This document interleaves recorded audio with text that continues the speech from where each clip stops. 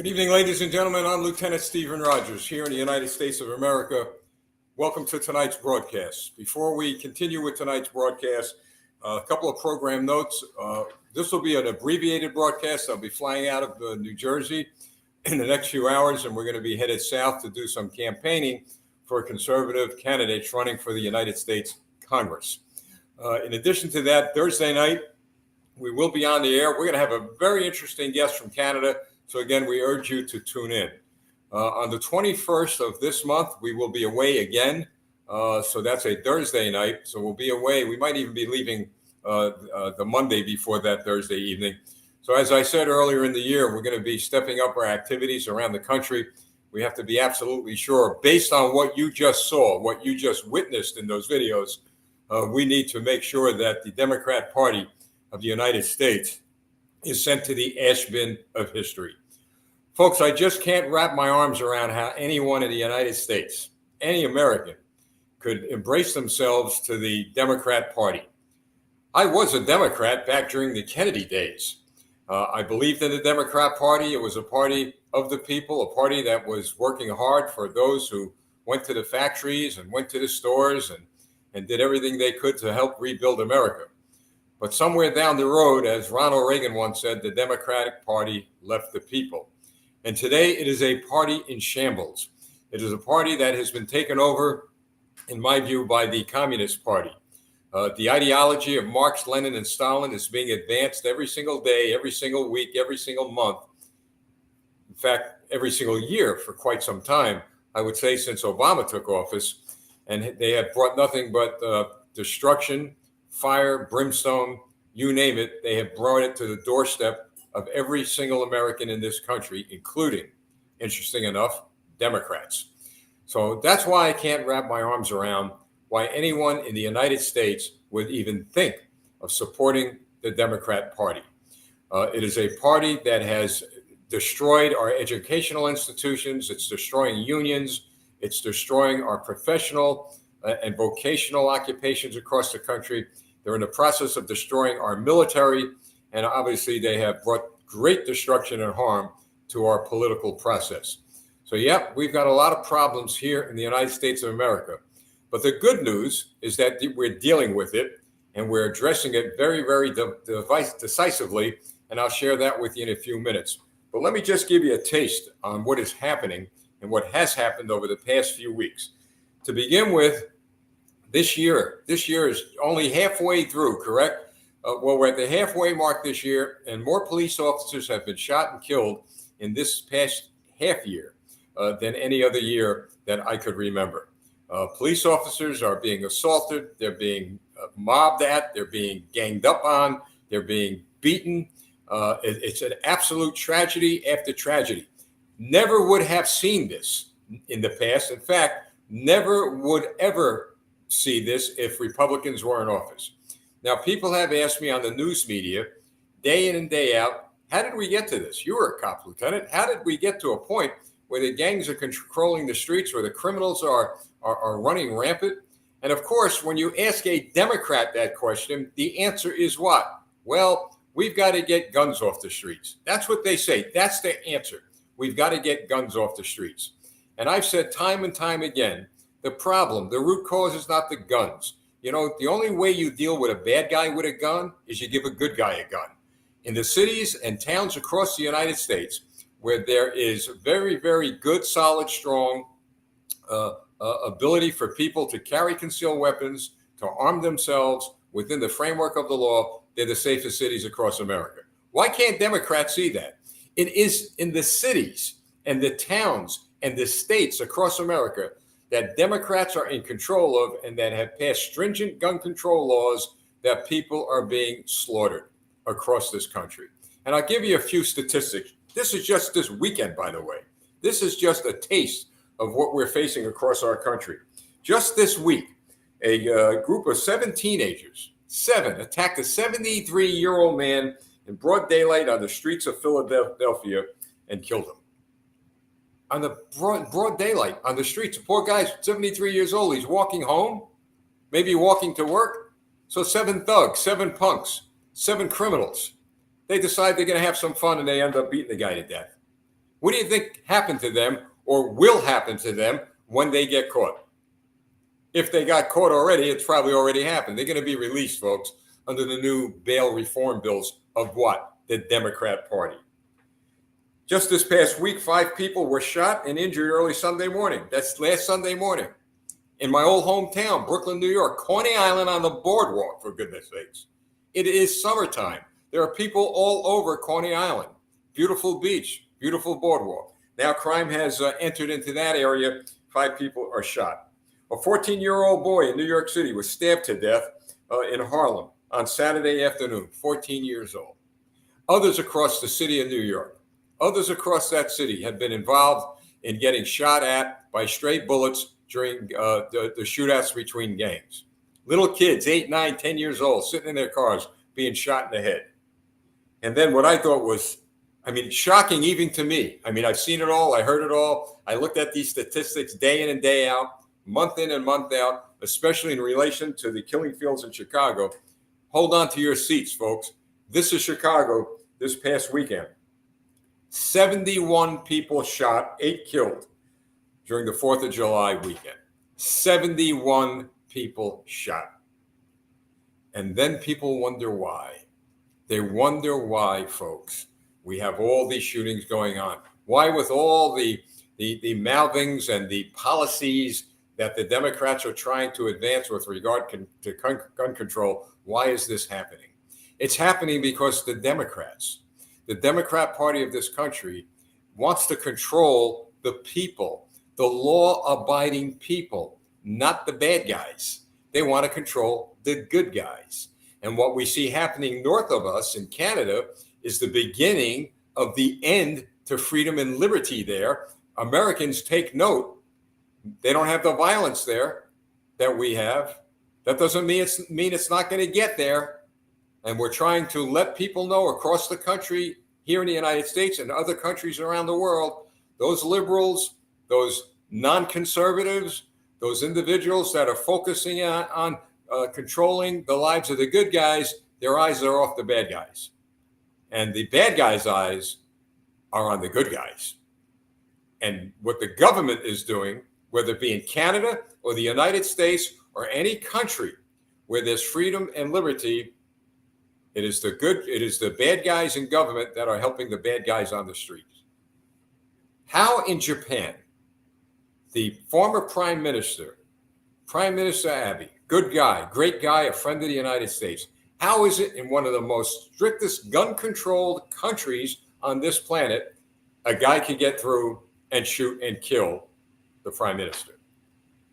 Where is the gun control laws that they all brag about? It isn't the guns.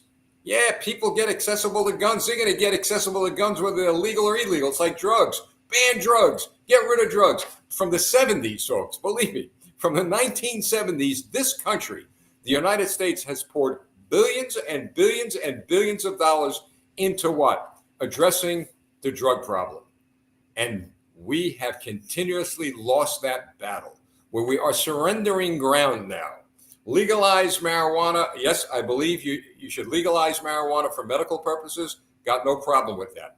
But to legalize it to a point where you have pilots, police officers, firefighters, teachers, or whatever, who may be able to smoke legally even before they go to work, I've got a problem with that. I have a problem with that.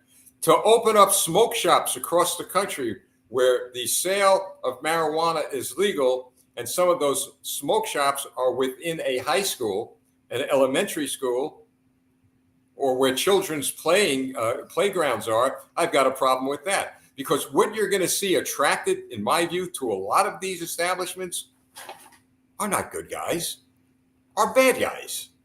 So you see, folks, we're passing laws. When I say, I'm not going to say we. When the Democrats and the liberals are passing laws, they're passing laws that are hurting the good guys and rewarding the bad guys. How do you explain, those of you who live in Chicago?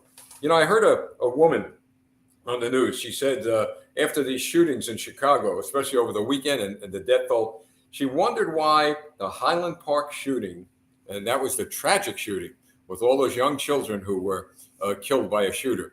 She wonders why shootings like Highland Park, perhaps shootings like the one in Parkland, Florida, and other shootings around the country get all this media attention. But in Chicago, when there are not a dozen people being killed a weekend, but like in this case, a 71 shot and 8 killed every weekend, why doesn't that garner the attention of the government, the attention of those in power, the attention of the press, the attention of the Democrat Party? And I have the answer. For every mother out there who wants the answer, I've got it. For every Democrat out there who wants the answer to that grieving mother who lost her child in a shooting, I have the answer. The answer is this: the shootings around the country versus the shootings in the inner cities, in the cities where the Democrats are in complete control, those cities don't garner the attention and the publicity because it doesn't fit the Democrat Party's narrative. It doesn't fit the Democratic Party's advancement of what? Of an agenda to hurt the good guys. Day in and day out, week in and week out, the death toll in Chicago is staggering. In fact, it reminds me, and I believe I said this to you once before, folks, it reminds me of sitting in front of my TV in the 70s, watching in the little corner, like up in this corner here, in the little corner of the TV, the death toll of our soldiers, sailors, Marines, and airmen killed in Vietnam. Every night, came right into our living rooms. Staggering. 100, 200, 500, 1,000, 10,000, 20,000, 30,000. And then on the last day of the war, 50,000. 10 years. How long has the shootings been happening in Chicago? 10 years? 12 years? It's going to go on for another 10 years. More blood being spilled in the streets of the city. But here is the irony of everything I just said about Chicago. And then we'll talk about New York a little bit. All this is going on in Chicago. And the same mayor in charge, a Democrat, the same mayor who gets on the news every day, oh, we're going to solve these problems. We're going to address these problems. This killing's got to stop. The same mayor in the same city who must have had 5 or 6 different police commissioners come in and out, because I know 1 or 2 of them who went there some time ago, maybe even before she was mayor, and they wanted to clean up the streets. And Democrats said, no, can't do that. We can't do that. We have to be nice to the criminals now. We have to be careful on what we do. So I was asked on a radio broadcast last week, what would you do? What would you, Lieutenant, do if you were mayor of that city? I'll tell you what I would do at this point, folks. I would unleash the full might of the police department on the criminals of that city. I would unleash them. I'd say, yeah, work within the framework of the law, but don't be afraid to use within the framework of the law all the power you have. Somebody attacks you, somebody hits you as a cop, you hit them right back. Somebody shoots at you, you shoot them. Simple as that. There's going to be no second guessing cops if I was mayor. There's going to be no second guessing the good guys. If you live in the city of Chicago, if I was mayor, or New York, or anywhere, as far as I'm concerned, I'd work as hard as I could to make sure you have the right to bear arms and you have the right to protect yourself. And if you feel that your life is being endangered, in imminent danger by a gunman, then you shoot and take that gunman out. That's what I believe now. And why am I saying that at this point in time? Because a few days ago, for those of you who haven't watched the news, in the city of New York, I believe it was New York City, a deli owner, an old man in a deli working to pay some bills, and he's selling ham sandwiches or cheese sandwiches or whatever type of sandwich. Some thug, some punk, some bum comes in, and he decides to rough the guy up. And the deli owner, being thrown to the ground, it's on video, his life's in danger. All he had was a knife. He took the knife and he stabbed the guy, and the guy died. The prosecutor had the deli owner arrested for murder. Arrested for murder. The deli owner minding his own business. The punk comes in. He decides he's going to rough the guy up, maybe kill the guy. And the deli owner protected himself. And in the city of New York, run by Democrats, instead of praising the deli owner for protecting himself and maybe the lives of others, they arrest him. It's upside down and it's inside out in this country. All brought to us by who? By the Democrat party. You know, as I'm talking, I'm wondering how long this video is going to be posted on some of the social media platforms that we post our videos on. But we have all your emails. See that? Campaign, the number 4America.com. If we don't have your email, send it to us via that site, okay? We'll put you in. We're on all kinds of different platforms. We will send you the links to all of our platforms. So if we get shut down on one, there's always another. I hope we don't get shut down, because what I'm telling is the truth. It's not opinion. This is not conclusions based on rudimentary or lack of evidence. What I shared with you is evidence. So the good guys are getting killed by the bad guys. And when the bad guys are arrested, they're letting the bad guys go. They're not prosecuting them, as we have seen in California. But when the good guys kill the bad guy who's trying to kill the good guy gets prosecuted, gets arrested and prosecuted. Now, this has to be absolute, indisputable, undeniable proof to any person who has common sense that the Democrat Party is indeed a party not of the people, not by the people, and certainly not for the people. It is a party of the government, by the government, and for the government. It is a party of Biden and his Democrat Communist Party. It is a government getting very, very close to another communist just north of us, Justin Trudeau, who's doesn't have, and he ought to thank God he doesn't have the problems we have, but he's certainly going down a road of destroying his country. But the good news is they're not going to succeed. They're not going to succeed here in America, and they're certainly not going to succeed in Canada. Why? Because those of us in the Republican Party here and those in Canada who are working very hard within the framework of the law, within their Charter of Rights and Freedoms, they're working very hard together to do what? To ensure that those who are in power now will not be in power in a short period of time. As Joe Biden, he's going to be gone, folks, November 24. If he lasts that long, I'll tell you, the guy's in bad health, and I've said this on the air.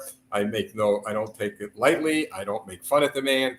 If he has dementia, how many families, how many people watching have family members who have dementia? We know how that is, all right? So we don't make fun of the guy, but we clearly state a fact that he is not capable of running this country. Now, Trudeau, on the other hand, he doesn't have dementia, and he ought to thank God for that. He's just hopeless, spineless, and mindless. He really is. And I don't say those things about leaders around the world. I don't like talking like that, but it's a fact. I mean, you got to be mindless to do the things he's doing to his country, as Joe Biden has ended up in a situation of being hopeless. And it's not only those two in their countries, and of course there's other countries around the world. Well, Boris Johnson, look what happened to him. Here's a guy who was the darling of the people in his country.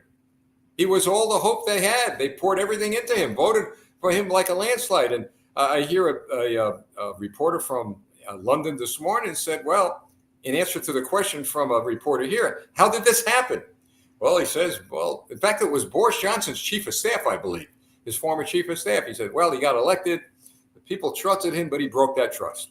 He got involved with the WEF. He got involved with the elites. He became embraced by them, and he embraced them. And this is what happens. Now, Joe Biden should think about what happened to Boris Johnson. Trudeau, you should think about what happened to Johnson. He's gone. He's in a retirement. Now, Joe Biden is the retirement age, so he's going to spend, probably the rest of his life. And I wish him well. I don't want to see anybody hurt. Nobody gets sick. I don't want any of that stuff. I just say, go off to your farm and relax and live out your life, but stay out of our business. But that guy Trudeau, he's a young guy. He's going to be sent to a farm and he's going to stay there for the rest of his life. Why? Because as the people realize that these leaders are doing more damage to the good guys than to the bad guys, they're working within the framework of the law and getting rid of them. There was not one riot not one act of disobedience, at least that I saw, in all of Great Britain, in England, in London, all over that area of the world, there was not one act of violence to remove Boris Johnson from power. People work within the framework of the law. They put enough pressure on their members of parliament to finally say enough is enough. If you look back during the collapse of the Soviet Union, surprised us all, shocked us, didn't see it coming. No shots fired, no riots. Gorbachev out, Yeltsin in. There was a transition of power because the people began to put pressure on local representatives, whether they be in England, whether they be in the Soviet Union, whether they be here in the United States, Canada, or elsewhere. They used the laws of the land, of their lands, to remove these people. Now, let's talk about New York City. New York City, Mayor Eric Adams, who, by the way, let me share with you a few things you may not know. Everybody is telling me this guy was a street cop. He was a cop on the streets of the city of New York. I'm told by New York City police officers, yeah, he was a cop, but he was a transit cop. He worked the subways. He worked hard. I'm not going to take that away from him. But in no way was he involved in the amount of crime that he or others would want all of us to believe. He had no experience in tactical warfare against criminals, if you will, in strategic planning. This is what I'm told by credible, very smart, very believable New York City police officers. But Eric Adams, he runs for mayor after Mayor Bill de Blasio destroys the city. And here, the Republicans in the city, they had a chance to elect a good, solid New York City police officer named Bill Pepitone, who was a conservative in that city, as mayor. They turned their back. The people said, nah, we'll go with the Democrat. Why? Why? I mean, after you had a Democrat in office that destroyed your economy, that brought on mandates, that recommended that neighbors spy on neighbors, take pictures of your neighbors if they're violating the 6 feet rule, if you will, and on and on and on. Why do you reelect? Or why do you elect another Democrat? But they did. They did, folks. Only to find out that after the guy gets elected, you find out that at some of his fundraising events, there were Republicans. Yeah, Republicans. So it leads you to believe that based on what we're seeing and hearing, it's follow the money all over again. Follow the money. But Eric Adams gets into office. This whole grand plan, we're going to fight crime. It's going to be a safe city. And we're going to make sure you can walk the subway safe and you can walk the street safe. So what does he do? He redeploys police. No more cops, 2 or 3 here. They're going to be separated and they're going to go and they're going to be on every subway platform in the city. 2 weeks ago, right? Nobody's going to get mugged. Nobody's going to get assaulted.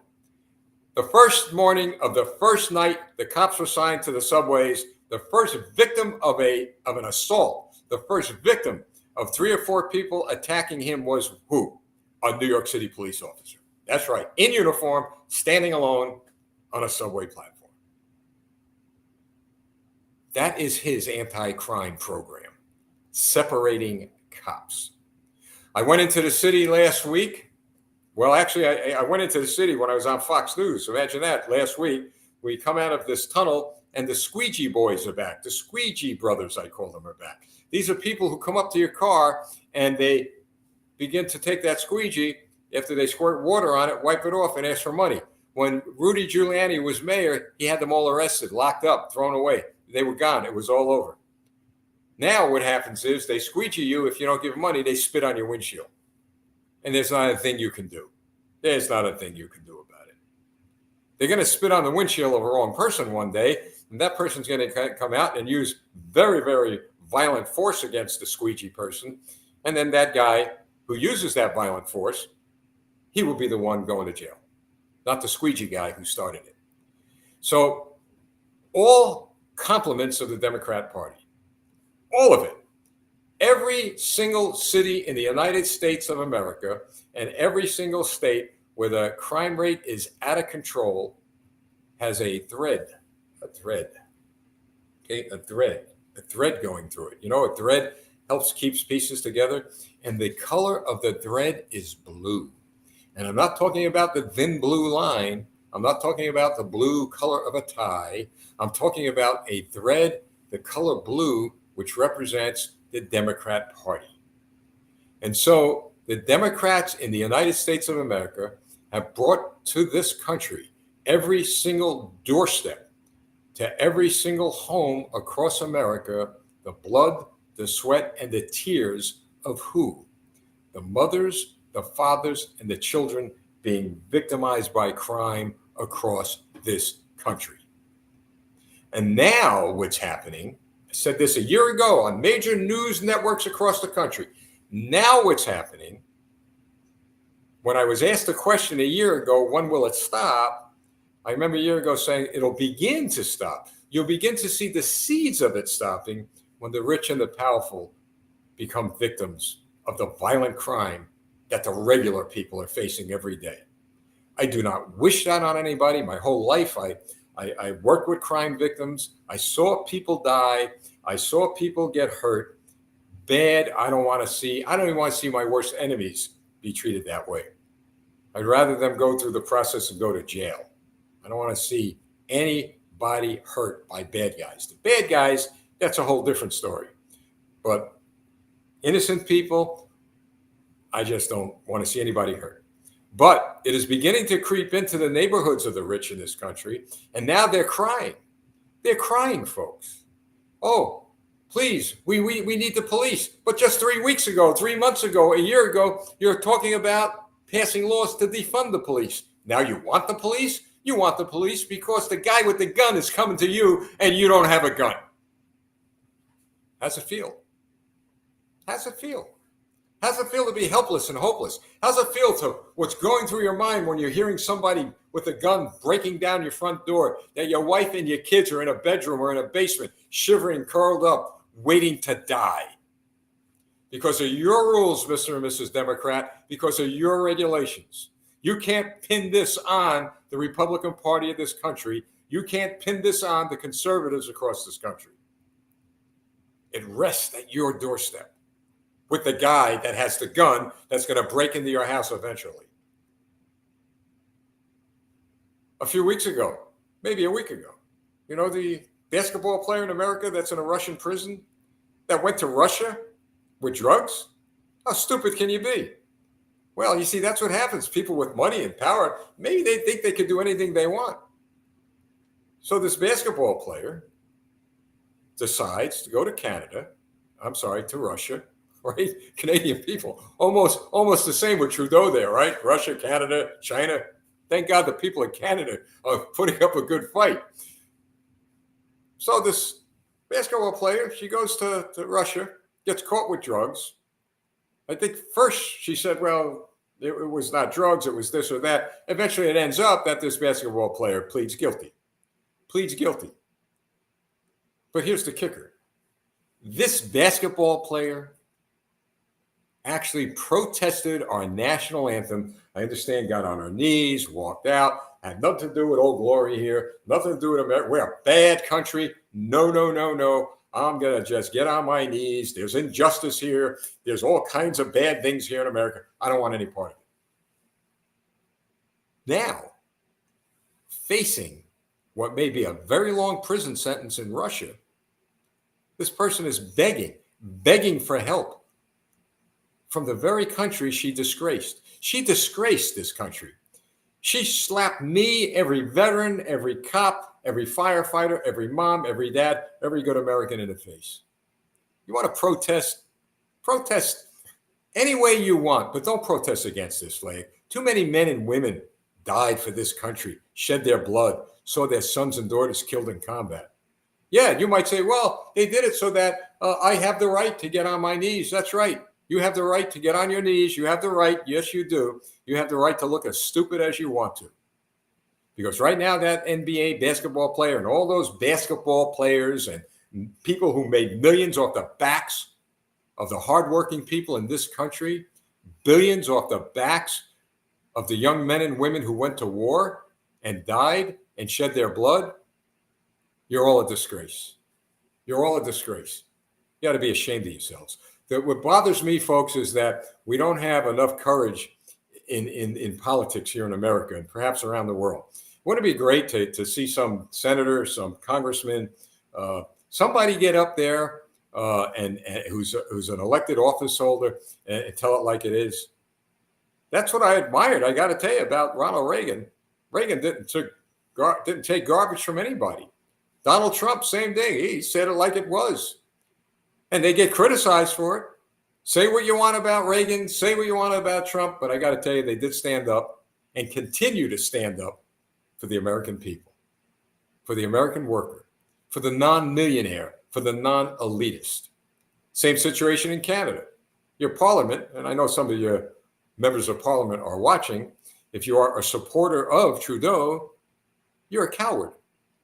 You are a coward. In fact, congressmen in this country, and some of them I know, some of them, in fact, I know a good number of them, and I know some of them who are Democrats. But I must tell you, and I will tell them when I run into them, is that they're cowards. Because a true leader is going to stand up and tell it like it is. I can't, and I refuse to believe there are Democrats in that party who I know that truly believe that Joe Biden's a good president. I don't believe that the members of parliament in Canada who are at least publicly supporting Trudeau really don't support him. Then stand up like men and women. Tell it like it is. But you know why you won't stand up and tell it like it is? Because what's more important to you than your country is the money you get. What's more important to you than your country is the power you get or the perks you get. That's right. So you're hurting your mom, you're hurting your dad, you're hurting your aunts, your uncles, your children, the future generations of Canadians, the future generations of Americans, the future generations of any country you live in that's free today. You're willing to sacrifice them for a little teeny weeny bit of power that you cannot take with you to the grave. And that will be taken from you when you're before the great judgment throne of God. You see, at the end of the day of all of our lives, we are accountable. Whether people out there in TV land and the leaders out there watching who are saying, no, you don't have it. You don't get it, Lieutenant. Oh, I get it. I get it real good. Because I clearly understand that it doesn't end here on earth. Because this is just the beginning. You will be held accountable for all your actions against every freedom-loving person on this planet. And by the way, you're going to get caught.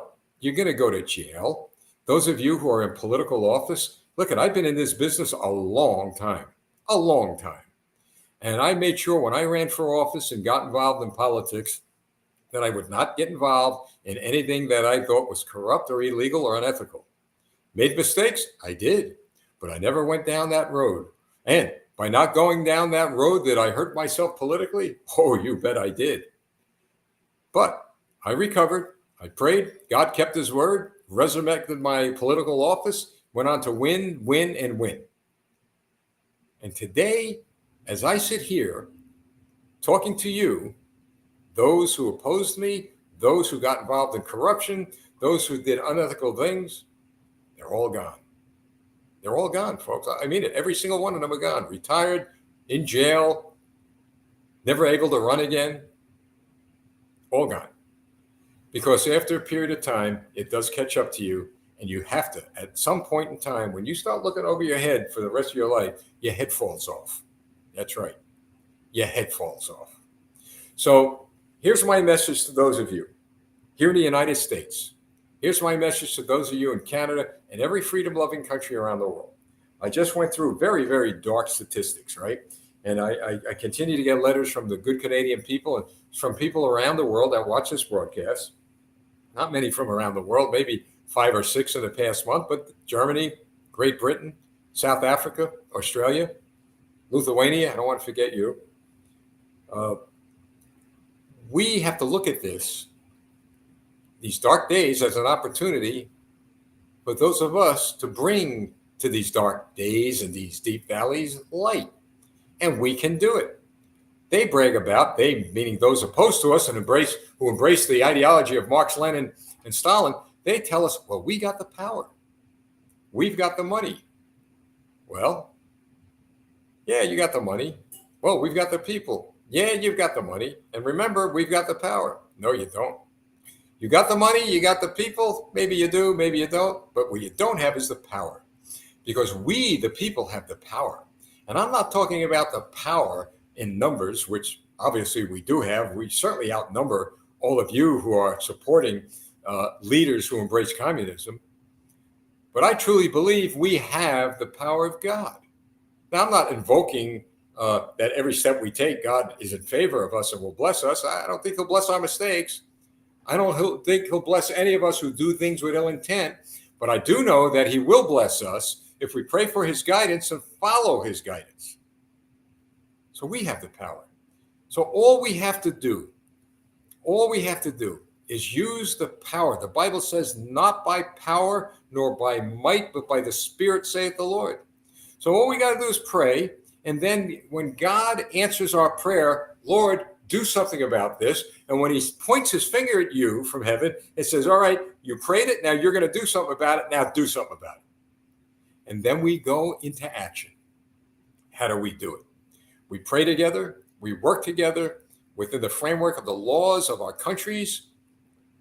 We come together and we begin to, from local school board levels here in America to local school district levels in Canada and around the world, start organizing and rallying people behind candidates who God has called to run for office. And that may be you watching, and make sure that they win, that they unseat those who are doing much damage to our countries and to our children and grandchildren as they move on towards their future.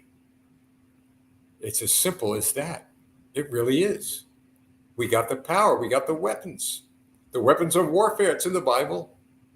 Read it. It's in Ephesians. In fact, it's throughout the Bible. We got those weapons, folks. That's why the Lord said, fear not, for I am with thee. Fear not, for I am the Lord thy God. My whole political career, I listen, you don't think I was scared when I started politics? Man, all these big, powerful people around me. Who wants this? Who wants that? Come on there, Steve Rogers. Put your arms around my back. Smoking the old cigar in those days. Follow me. We'll yeah, you know what? We'll take care of you, your family. Just do this and do that. Nope. Didn't buy into it. And here we are, probably in one of the most powerful positions that God could give anybody. Being able to get on the air, say what needs to be said without being concerned about some crackpot, coward politician who doesn't have the guts to do what they want you or somebody else to do. So you've got the power, just use it. So, all right, folks, so that's it. Abbreviated edition of the American edition, because I'm going to be heading out and we're going to use the power God's given us to help others get elected to office. We'll be here Thursday night again with our Canada edition. And then the 21st, just mark that on your calendar. We're going to be away that week. There won't be any broadcast on the 21st. But from time to time, we're going to pop in with some of our special commercials. They last about a minute and a half. A lot of people said they liked the first one, so maybe we should do a few more. And that's it. So look, we're going to be fine. You know, when I say we, you and me, we're going to be fine. Your family's going to be fine. Your country's going to be fine. We're going to be fine. Believe me, folks, because they, meaning those in power who are trying to hold on to their power, they're losing their grip. Because when the ship begins to sink, those people, remember, are cowards. They're going to jump ship and they're going to let the leaders sink, or the leaders are going to let them sink. Those of us who are courageous, well, our grip is not loosening, it's tightening. And more people are coming on board. So that's good news. Seize the opportunity. Seize it. Seize the opportunity to strengthen the Constitution of the United States, to strengthen the Charter of Rights and Freedoms in Canada, to strengthen the Word of God into the lives of all people we meet. Get strong. Be strong and of good courage, says the Lord, right?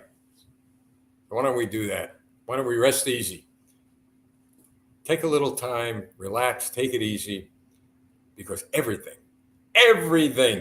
under the heavens is watched by him who sits on his throne above. And he promised he would take care of his people. And we, the people, We, the people, are his people. All right, folks, God bless you all. Remember, campaignforamerica.com. You can email us right now. That's through our website. And may I humbly, believe me, ask, we are kind of a bit on a fundraising campaign. I don't, believe me, if it's $1, $2, it doesn't matter, but we're beginning to get things in shape. We've expanded our broadcast. We're now added to our broadcast Vimo. We're going to add Telegraph soon. That's because a lot of people are asking where to find us. So we're expanding that. But more so, the finances we use, folks, go towards all our operational expenses. You know, the mail we send out, the letters we send out, the paperwork we put together, the reports we put together and copy and recopy. We send 400 or 500 copies out to all of our congressional representatives across the country. And we're going to start sending a lot of what we produce now to the members of parliament in Canada. Just got all their emails today, all of them. Man, that's a long list of parliamentarians you got there. But liberals and conservatives, whoever they are in Canada, they're going to see what we're doing. And we're going to let them know that south of the border, south of the Canadian border, we're watching. We're watching, and we're going to help our brothers and sisters fight for freedom there within the framework of the law. Knowledge is power. You give the people all the knowledge they need, they will actually gather all the power they need to do what's right, again, within the framework of the law for their country. All right, folks, that's it. God bless you all. Again, campaignforamerica.com. We do have a little donation bar on top if you can help us out. And very important, get us your email in case we begin to get shut down. We've got other ways and means to get to you. Thank you. Have a great, great, great evening. See you Thursday night on our Canada edition, and have a great time. Thanks for tuning in. I'm Lieutenant Steve.